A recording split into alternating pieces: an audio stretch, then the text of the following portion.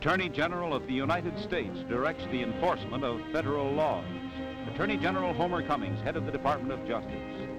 Of this, one branch is the Federal Bureau of Investigation, the G-Men. This is a Bureau of Scientific Crime Detection, new, modern, up to the minute, in action day and night. The FBI never sleeps. The G-Men have become a legend. So what's the mystery behind their badge? There's heroism, we know that. The memory of special agents who have given their lives to their duty. To them and to their families, this picture is dedicated. Soldiers in war while the world is at peace. The victorious war that the G-Men have waged against organized crime. What mystery is there behind that triumph of law? Let's see. Let's ask J. Edgar Hoover, who as a young attorney became in 1924 director of the G-Men. There is nothing mysterious about the manner in which the Federal Bureau of Investigation works. Its formula is a simple one. Intensive training, carefully investigated, and highly efficient personnel, plus rigid requirements in regard to conduct, intelligence, and integrity. A special agent must be a good marksman and have the courage to shoot it out with the most venomous of public enemies. He must know how to take fingerprints and what to do with them afterwards. He must know that no clue, no matter how seemingly unimportant, can be overlooked. He must have constantly before him the fact that science is a bulwark of criminal investigation. And he must realize that no case ever ends for the Federal Bureau of Investigation until it is solved and closed with the conviction of the guilty or the acquittal of the innocent. FBI, fidelity, bravery, integrity. And there's the war map, pins tagged with the names of special agents and placed where the agents are. Mr. Jolson, I think it's going to be necessary to enlarge the detail of agents at Little Rock, Arkansas. So consequently, I think we will have to transfer 2 agents from St. Louis into Little Rock, selecting Agent Bush and Agent Hardy for that detail. All right, sir. And we'll have to send, I think, possibly Agent Jones in from El Paso if he's finished his special assignment at the present time. He has finished that assignment, Mr. Hoover, but I might suggest Agent Montgomery of the Los Angeles office for that detail. I think that's an excellent selection. Have him be sent by air transportation. The nerve center of the FBI, the kidnap switchboard. Day and night it waits for the alarm in kidnapping and other dangerous crimes. Here the word flashed in the famous snatching cases, Urschell, Bremer, Weyerhaeuser, calls that set the G-Men on the trail. And the telephone number, if you should ever need it, is National 7117. This is National 7117. Just one moment, I'll connect you with Mr. Hoover. From here, headquarters controls the army of G-Men, the teletype, absolutely secret communication, directing the work of the 37 field divisions of the FBI. In touch likewise with hundreds of police departments everywhere. Over this teletype were sent the orders in the hunt for Dillinger, Babyface Nelson, Pretty Boy Floyd, the Barker Carpus mob, and those other notorious public enemies. Now the fingerprints. But don't think that the G-Men deal entirely with crime. Not in this scene, for this is fingerprinting that's ordinary routine in everyday life. People record their prints and their children's too for protection. Citizens like John D. Rockefeller Jr. 1,000 sets like these come in each day. No connection with the criminal records, a section far removed from crime. Suppose there's a tornado. There may be lost children needing identification. Unidentified bodies are recovered in any natural disaster. Each year, 200,000 people disappear. 3,000 unknown a year are buried in potter's fields. There are amnesia cases, loss of memory. All these could be instantly identified by fingerprints which remain unchanged throughout life. Now the criminal records. Here they receive fingerprint inquiries from local police authorities at the rate of 4,000 a day. Somebody arrested somewhere. What's his record? Is he a fugitive from justice? His fingerprints are sent to the FBI. The experts conduct a search. The prints sent in are in all 10 fingers. They are searched against 10 finger records. There are more than 6.5 million sets of these on file, so classified that the right one can be identified in less than 3 minutes. There it is. Under the magnifying glass it matches. That man's record will be sent to the local police. He's an old offender and can't deny it.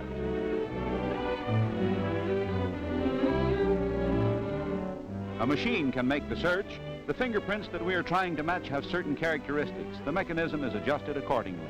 This adjustment will pick out a punch card perforated to represent the fingerprint characteristics we are looking for, 100 times as fast as any clerk.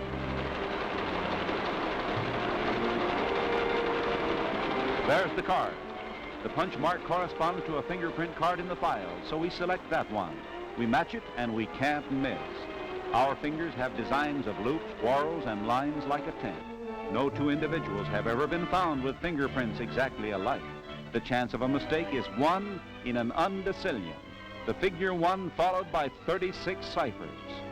This man is wanted for murder. The FBI Fingerprint Service identifies an average of 500 fugitives from justice a month. The service is free to the police everywhere.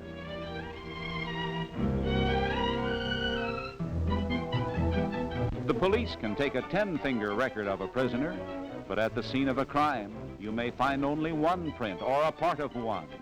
Here in this single fingerprint file are classified the prints of individual fingers of 15,000 dangerous criminals, bank robbers, kidnappers, racketeers. When a single finger impression is found at the scene of a crime, it's checked against these. The original clue in the Kansas City massacre and the Bremer kidnapping was a single fingerprint. Women criminals, 400,000 of them. Notorious female crooks and gangster molls more deadly than the male.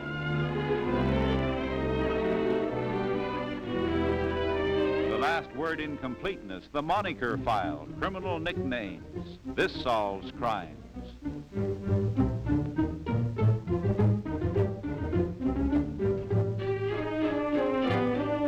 I wonder what a sweet mama cat looks like. Here's where the crime record closes with a full stop. Full stop for these criminals, dead ones. Here you'll find notorious names that made evil headlines of crime. Some public enemies were sent to prison by the G-men. Others are here in this file.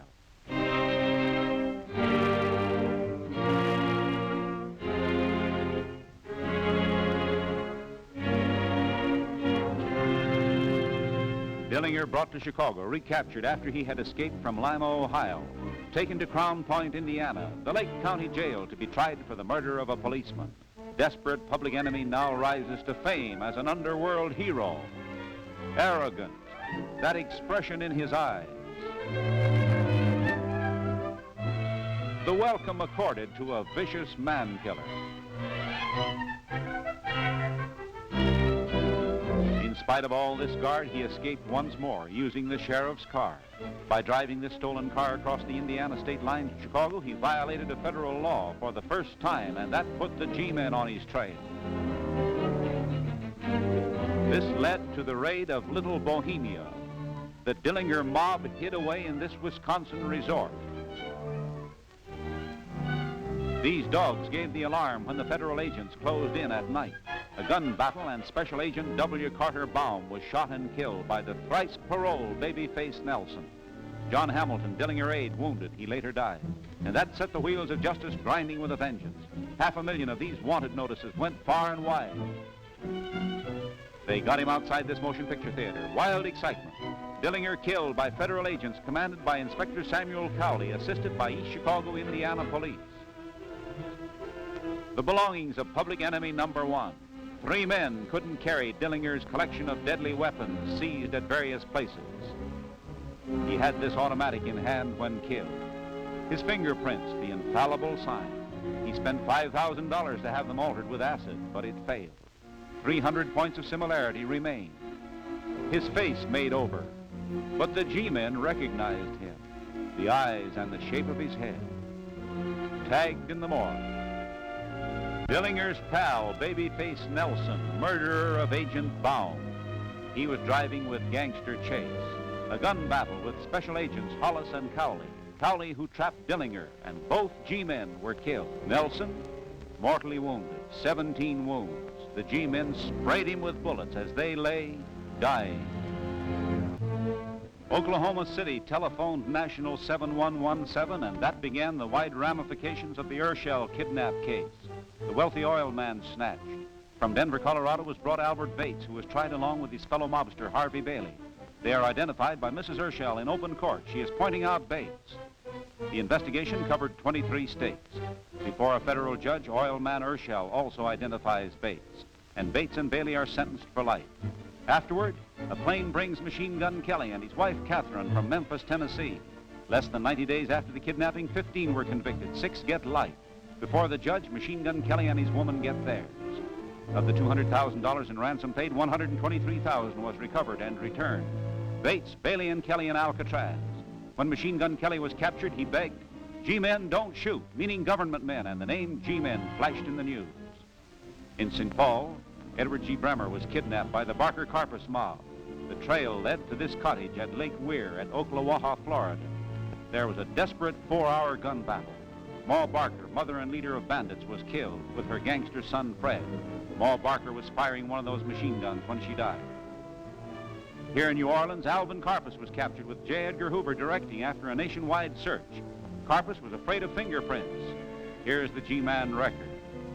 He had the tips of his fingers sliced by a knife. No use. His fingerprint characteristics identified him just the same. He had his face lifted, his ears clipped, but look at his eyes, same old creepy. This ransom letter was turned over to the FBI. 9-year-old George Weyerhaeuser kidnapped. They made him sign the back of the envelope as identification to his parents. The G-men made a searching study of this elaborate kidnap message. It gave a list of the size of the bills to be paid in the ransom money, $200,000. Signed, Egoist, Egoist. The money was paid, and that was the clue in the case. The FBI has a nationwide system of hunting down kidnapped cash. The G-men made up a list of their own. Washington presses ground out hundreds of thousands of these. They circularized the nation, banks, stores, and filling stations, any place where money might be spent. The kidnapped boy was returned on June 1st, and arrests were made on June 8th. Quick work. And the trail led to Salt Lake City, where in this 5 and 10, one of the bills on the list was changed to buy this cigarette case. And swiftly an airplane was taking Harmon Whaley and his wife to Tacoma for trial. He gets 45 years, she gets 20 years. But there was still another fugitive wanted, William Mahan. And once more, the trail of the ransom money, that list of kidnap bills. He had to spend the money and couldn't do it without putting the G-men on his trail. At this California hotel, he was registered as B.E. Cole. Once more, the plane ride. The FBI is air-minded. That's why these cases were polished off so swiftly. Mahan had $37,000 of the ransom money and gets 60 years. And so grinds the machinery of the law at the FBI. These are bank robberies. The G-men protect more than 14,000 banks. They have reduced bank robberies by 75%. Let's see how all of this is done. First, it's selection, picking the right man. To become a G-man, you must be between 25 and 35 years old. All lawyers are expert accountants. There are myriads of applications, but only one applicant in 1,000 is chosen. Each receives 3.5 months of intensive training before he tackles a job. Physical training, or a special agent must be fit. The FBI training is not only for G-men. Police officers from select communities in the United States take the FBI course in Washington. There in the jiu-jitsu class may be a law officer from anywhere. There are FBI graduates in 81 police departments that represent the law for 66 million people. The law library for legal study by the agents and by the FBI Police Academy students.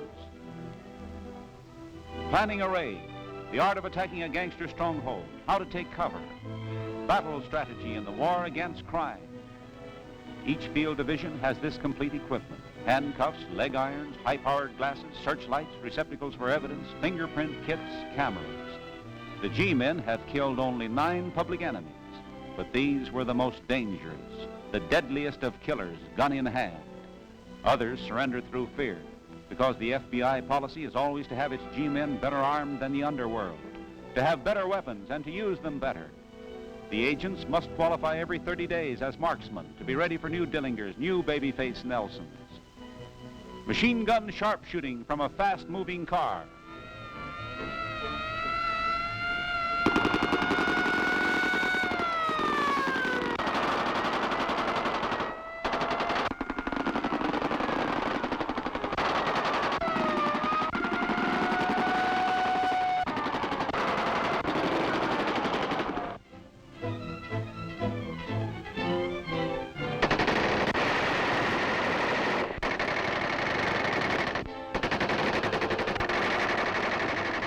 Edgar Hoover supervising field practice, and the target might be a gangster car.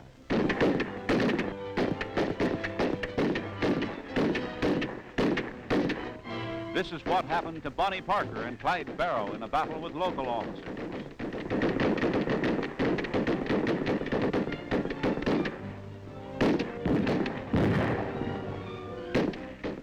The rifle range at Bureau headquarters in Washington, and the targets might be gangsters.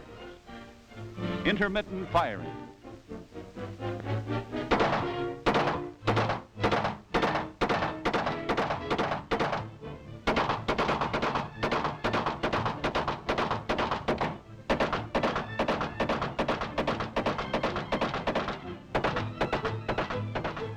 Now 600 shots a minute.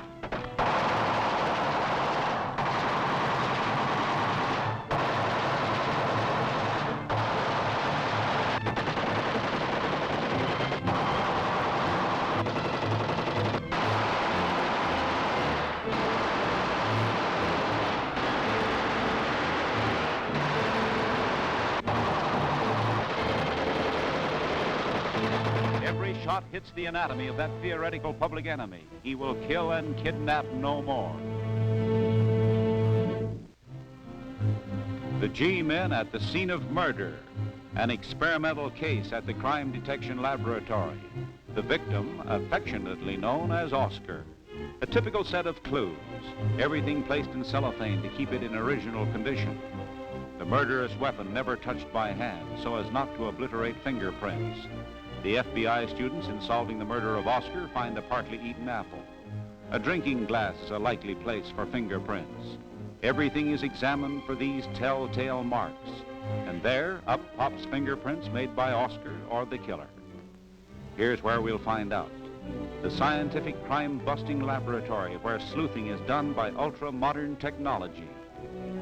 The great period of G-men scientific crime detection began in 1934 when Congress, at the request of the Attorney General, enacted a series of crime bills placing interstate crimes such as kidnapping, bank robbery, extortion, and transportation of stolen goods under federal jurisdiction. That made crime detection a national science.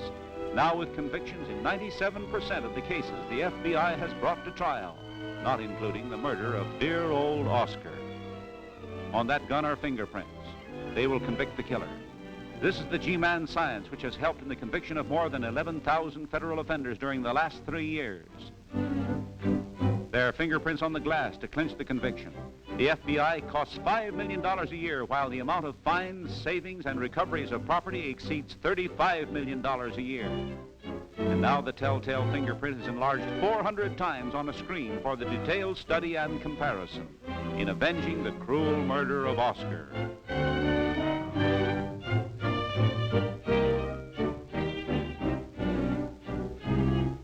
Remember that half-eaten apple? Teeth marks in it. They use moulage to study that. Moulage is a kind of paste that hardens and makes a perfect reproduction of objects. John Hamilton, brains of the Dillinger gang, shot by the G-men, died later and was buried by the mob in corrosive lye. When the G-men found the body, it could only be identified by his teeth and dental work. Teeth mean much to the skilled investigator. The footprint at the scene of the crime, reproduced by a plaster cast. This might be the mark left by any one of the 12,000 murderers who kill each year in the United States. They do this same thing with the marks of tire treads. Then the plaster cast is matched with FBI blueprints of every known tire tread design. Moulage reproduction is so perfect, you can hardly tell the copy from the original. There's cunning murder in the .45 automatic, which was made into a machine gun for Babyface Nelson. The cast of a hand might keep the record of a scar, so perfect that you can take fingerprints from it.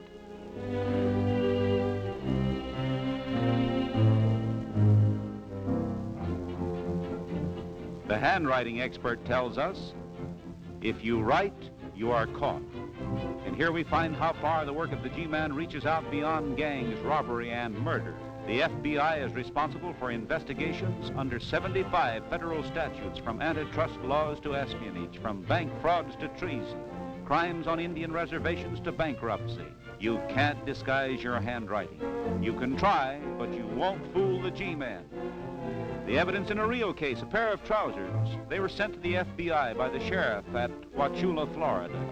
A powerful vacuum extracts the dust from the cloth. Will this match with the soil at the scene of the murder?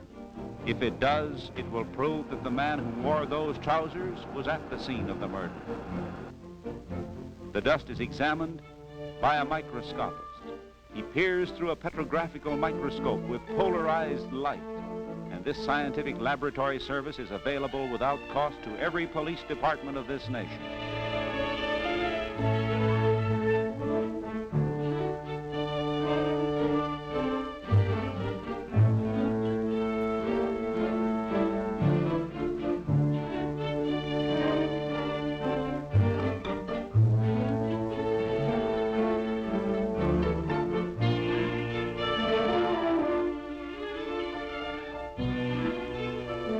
Wauchula, Florida murder case, this was a critical clue, a stain on the trousers. Was it human blood? A chemical solvent is filtered through and transfers the substance of the stain to filter paper, which is put through a cunning chemical test. The FBI laboratory is equipped to analyze any substance that may be found at the scene of a crime. The chemical test for blood, by applying a few drops of colorless benzidine and hydrogen peroxide. This will detect blood diluted as much as 1 part in 300,000. Even laundering does not remove the trace of blood from cloth. If that's blood, the chemical reaction will form a vivid blue. It does. The experts testify and the murderer is sentenced to electrocution. One of these 4 knives was used to cut a screen. This was evidence in the burglary of a government office. The knife that cut the screen will have in its edge minute particles of the zinc and copper of the screen wire. The invisible particles on the knife are burned in an electric arc. The light emitted is passed through prisms and forms a spectrum. Spectrographic analysis. Astronomers use it to analyze the stars. G-men use it to detect crime.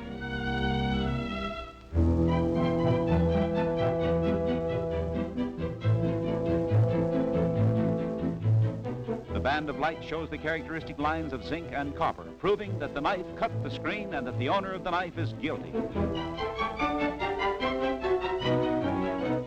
Gangster guns, each with a murderous history. The .45 caliber revolver carried by Alvin Karpus, a gangster's gun seized, and it may have fired a bullet found in the victim's body. Pretty boy Floyd's gun. He didn't notch it, he notched his watch charm 10 times. Here's how the G-men proved that a certain bullet was fired from a certain gun. You can shoot a bullet into cotton and it will retain the gun barrel markings. These are studied by ballistics experts. Scratches and striations, as individual as fingerprints. This is a comparison microscope. The eyepiece brings the 2 bullets into juxtaposition and matches exactly those markings and striations. When the criminal fires a shot, the gun marks the bullet as if he had written his name on it. So here's the handwriting on the bullet, an open page for the G-men to read. The light that shines in the gun, the helixometer, a powerful electric bulb no bigger than a grain of wheat. It reveals the story within the gun barrel when it was fired last. You can tell even who owned it and the pocket in which it was carried by the tiny bits of lint from cloth. Yes, the science that has hunted down all those public enemies and solved every one of those notorious kidnappings. There's no crime that cannot be solved.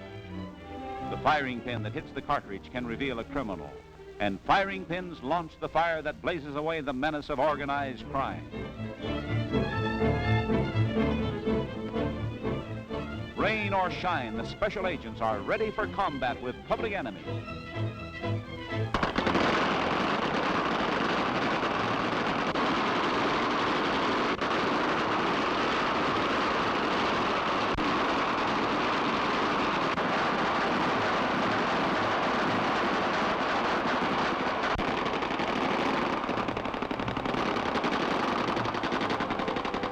Night, not trigger men, but prepared to shoot and shoot straight.